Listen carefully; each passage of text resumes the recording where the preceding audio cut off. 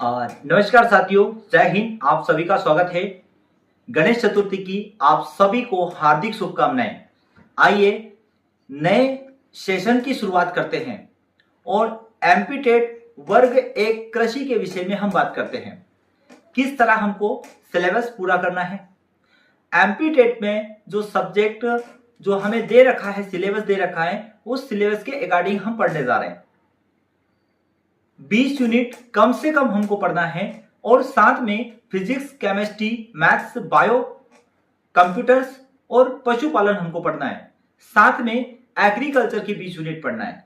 इस प्रकार यदि हम देखें तो कम से कम 30 यूनिट तक हम जाते हैं।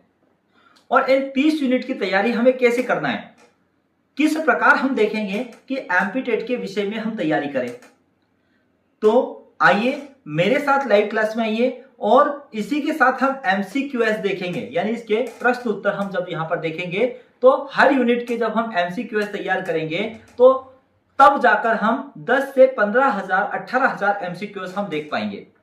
और अगर इतने एमसीक्यूएस हमने तैयार कर लिए और हमने अपनी ट्रिकी वे से कॉन्सेप्ट तक जाकर अगर हमने पढ़ाई की है तो हमारा सिलेक्शन 100% होना है।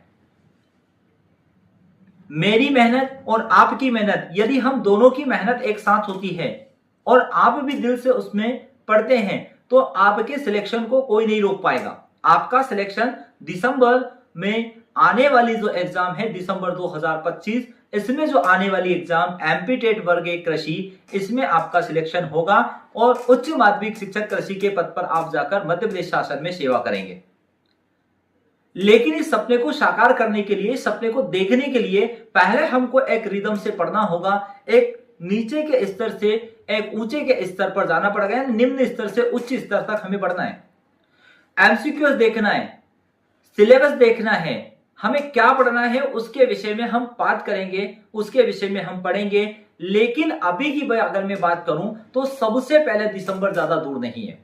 तो आइए आप लाइव क्लास देखें, आप एमसीक्यूएस देखें, आप सिलेबस देखें और केबी 2.0 बुक जरूर पढ़ें जो मेरे द्वारा लिखी गई हैं।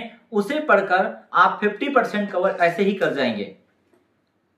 आज के सेशन में इतनी ही जानकारी आपको देना था और नई क्लास या न्यू बैच जो है वो ज्वाइन करें और जल्दी से हम आपके बीच में आ रहे हैं और पढ़ने के लिए और पढ़ाने के लिए तैयारी करें, आगे बढ़ें और किसी भी चीज से हताश ना हो। कभी ना कभी तो रास्ता हमारा क्लियर होगा।